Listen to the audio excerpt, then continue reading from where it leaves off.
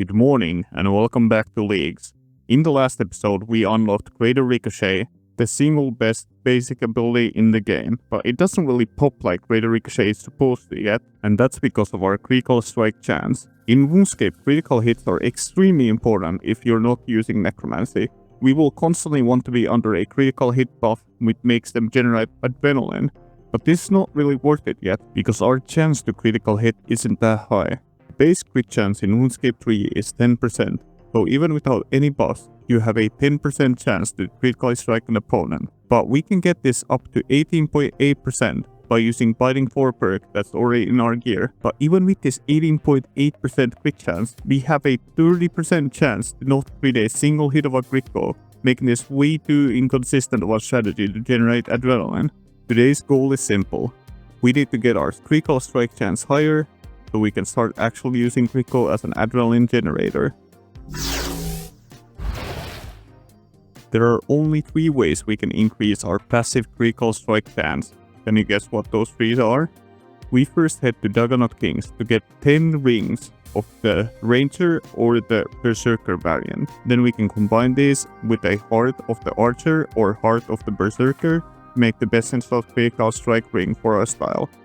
But unfortunately the Stalker's plan, so the range route which would be the better of the 2 options, isn't available to us due to how Leagues is handling time skipping content, because actually you need 3 screenshots of ranging, which are really hard to get from ports. You need to do like months of ports to get them, and you can't properly use time skip to get there, so this is basically locked content, it doesn't exist. So we have to go with the 5% critical strike chance from Reaver's Ring. And you know what? I grinded the Stalker's Ring, I grinded the Art of the Archer using melee.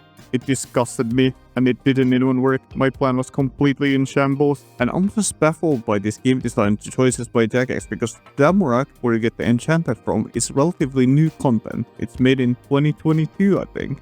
And it still relies on these daily escape things, like you have to get this item from ports to make the enchantment, to keep ports relevant. Why would we want this daily escape bullshit to stay relevant? It's literally the plague of the game. I just can't wrap my head around this game design. Why are we force feeding dailies into the game constantly? We should be getting rid of them. They're so inflated. There's way too many dailies and weeklies, monthlies, hourlies, fucking everything. What? Why? It feels like Jagex isn't confident in their own game, and they wanna create traps for you to stay in the game without actually enjoying it. Just baffling to me. Anyways, being locked out of a best installed item, I have to make do with the Berserker's Ring, which gives me 5% crit chance. Which is still good, but not the best one, so that kinda sucks. But I can't let these dailies keep me down, because I have something way more fun to do. Rune crafting and quests. Woo! So we need level 100 rune crafting to get access to Advanced Time, the spell I talked about with sports earlier. And with Advanced Time, we can read an infinite amount of cows for a quest, which I'm not kidding. We need 3 different kinds of cows. We need a vanilla, a strawberry, and a chocolate cow, or our account will be locked out of a best installed item for critical hit chance. Isn't that crazy? I think that's crazy. Anyways, I realized that rune crafting is kind of stupid, and I actually did 2 weeklies. I did the penguins, and then I reset them and did the penguins again, and that gave me basically enough actually to skip straight to 100 from like 92. And really, Jagex, is skipping levels and skipping content like this like actually what you want the game to be? Like make the skills super annoying so you have to do dailies and weeklies to skip them? Because that is what this game is. You have to use these dailies and weeklies to skip levels that you don't want to do because the content is old and bad. Is this really what we want from the game? Really? And I'm sorry for my frustration at this topic, because this is literally a plague in the game that no one is talking about. People think these are awesome. People think that doing weeklies is a great thing to do. I have a confession to make. On my main account, I don't do any dailies, weeklies, monthlies, none of them. I might do the oyster like every year or so, and I might do a Reaper task, and that's about it. I PVM every single day, and I can choose my own Reaper task. But I still don't go to Death's Office and pick a Reaper task, because doing dailies is cringe. But getting my rune crafting up to 100 gave me the tools to make time runes for Advanced Time spell that I can use to skip some dailies. And with this spell, we can grow our cows and get the different breeds of cows in a couple of minutes instead of, the span of days. And hats off to whoever designed this tier 7 passive, because this is the best thing ever. Without this, the leagues would be basically unplayable. I'm not kidding. Without this, the leagues would be absolutely a terrible experience. Next on the chopping block is getting Calgarian demons. This is actually a really tedious process. We need to do 7 different quests and partially complete one. Then we need to get a random assortment of items, including the 3 cows we just grew. And then we can finally complete the archaeology mystery that actually unlocks us the things that we can use to make Calgarian demon pouches. And on top of this, we need 90 dungeoneering and 90 summoning. And then we need the archaeology materials that actually make the summoning pouches to trap the Calgarian demons in. And then we can finally make the Calgarian demons. But this is worth all the grind, because Calgarian demon special attack gives you 6% extra critical strike chance. First up, we need to cheat in a fishing contest, and obviously I know just the way. I fort in this pipe and this vampire just gets disgusted and has to leave, so we can fish in the best fishing spot. I would highly recommend using this technique in real life. Winning this fishing contest convinces some dwarves to hire us. I don't exactly know why, but they've now hired us and we need to get some different ores and bars to them. And these ores and bars finally allow us to meet with the king or something. I have no idea what's going on in this quest. And the good thing is here, they've actually added a skip cutscene option. And they should add this to all quests. A skip quest option. But unfortunately, even after becoming a Timelord, I can't bend reality to my will. And I have to go to Lumbridge to make friends with the cave goblins. And I'm basically working as an ambassador to the goblin land, trying to establish relationships with the Lumbridge castle and the goblins. But it's not as easy as it seems, because there's a very racist group in Lumbridge that tries to destroy by effort, and I can't let that happen. So we have to infiltrate their ranks by pickpocketing them out of their outfits. How does this exactly work? I'm not sure, but a professional tip for you people out there: if you start this quest and go up to the part where you need the outfits, when you go and pickpocket these ham members, you will actually get a lot more outfit pieces than normally. So I would recommend you starting this quest before actually getting the items. And after pickpocketing 2 sets of clan robes, we can infiltrate their base with this goblin ranger called Zanik. He's apparently the best ranger in the business, and we just have to believe him and don't melee ourselves, because our team can't fit 2 rangers in it. I know I'm going off style for a bit, but Zanik's the goat. I trust her.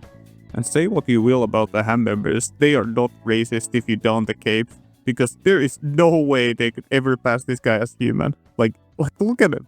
There's no way. Then we reach a stealth puzzle where there's guards everywhere and we need to distract them. Unfortunately, they only can be hit behind because of some reason I can't just circ and murder them all. Like, what are they gonna do? Like this. I see. Circing would cause a roar so loud that it would wake up the upstairs and then give us more people who would do literally 0 damage to us. But I guess lunar narrative dissonance and all. And because I didn't bring any gear for range, we need to have Sonic do the killing. And Sonic can't really hit them from the front because of reasons. Maybe they're like super ninjas and they catch the arrows mid-air or something. And we, using the vastly inferior style melee, have to lure the guards away so Sonic can snipe them from behind. Pop, pop, pop, pop. And this finally brings us to Sigmund, who's spraying melee. Oh no. But there's no need to worry, Zanik will take care of him, right?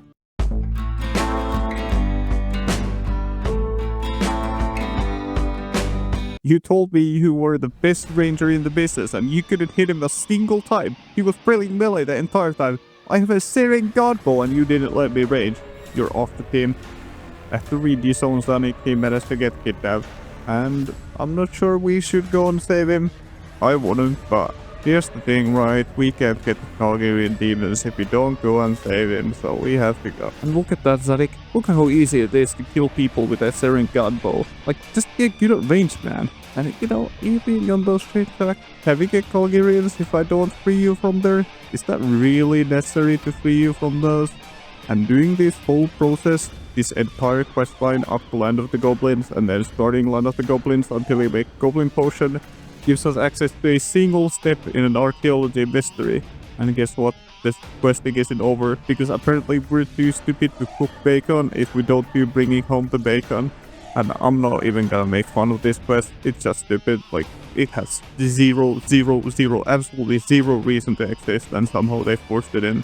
And this finally gives us every single item we need to solve the archaeology mystery. That actually isn't too bad to do. It takes like 10 minutes or something, and it's just talking to these different gargoyles and giving them the item or doing an emote or whatever. It's actually a pretty solid, like, not too annoying of a thing, but just all the items it requires is crazy. If you think the grind is over there, we still need to get dungeoneering XP, and there's no way in hell I'm running actual dungeons. So we're heading straight to ED3 to beat the ambassador to get some dungeoneering XP and then perhaps roll an Eldritch crossbow. So, you come to witness this great moment.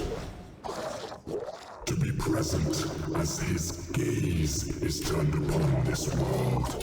And I heard a lot of people talking negatively about ED3, but I actually love this dungeon. It's one of the most fun pieces of content in the game, in my opinion. And the skips there that power creep allows are really fun, but we obviously can't really do those, and we will have to actually have a really interesting setup here. Instead of bringing Eldritch crossbow that I would normally use, I will be bringing a Saradomic bow in that special attack slot. This bow will heal me every time I use a special attack, and this means that I get passive healing over time during the dungeon, which is great because I can't bank inside the dungeon, and I only have 4 pieces of food with me. And the range relic really shines here because clearing up this group of mobs can be kinda slow with range, and usually you would bring Tin Compass to deal with this, but now I can use my actually best assault weapon that I currently have to clear all the waves of minions. The first boss is kinda cut and dry, it's just a snake that swivels his head and spits some poison. But after that we can use a really cool skip with the chins by using SCP and Debo at the same time on these monstrosities that usually would be a really hard attack. The whole point of Target the Necromancer is that he's a necromancer who summons additional minions, and we can just lure them under him and use the ranged relic power to deal with these minions easily and get extra SCP hits. Unfortunately he is small, so these SCP hits won't be doing that much, but it's still nice extra damage, and clearing these minions is super easy with range now, when normally you would have to kinda just ignore them and brute force with damage. Or alternatively, kill the minions one by one, making the kill a lot slower.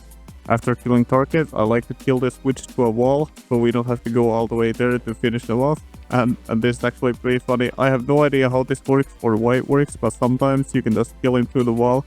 And if you like hit the Calgarian demon and spam click him, he will start walking towards you and you can mark him. So there's 2 different ways to actually deal with this way faster than normally. And finally, we have the Ambassador, who's one of the best fights in the game in my opinion, and he usually does range hits and then he combines them with some mage and melee hits depending on their distance, and has a plethora of different mechanics, like stunning stars, dropping fire under you, using defensives against a barrage of attack, using resonance to get a heal off from a magic attack. There's a lot of things going on here, and they all are pretty slow paced in terms of modern PvM, but they're still really fun to do, and in the kind of scuff gear you can really feel your resources getting drained. Unfortunately we didn't make the ECB yet, but we might come back here later to finish it off, who knows. After the ED3 grind, my friends wanted to go do some AOD, which is one of my favorite bosses. In here we can use the range relic during the minion phase. When all the minions are lured into the center, we can use SGB and Dark Bolt to clear the minions. And unfortunately we're not really powerful enough yet to actually destroy AOD in a way I want to do in this league, but we still got some decent kills and had some funny moments.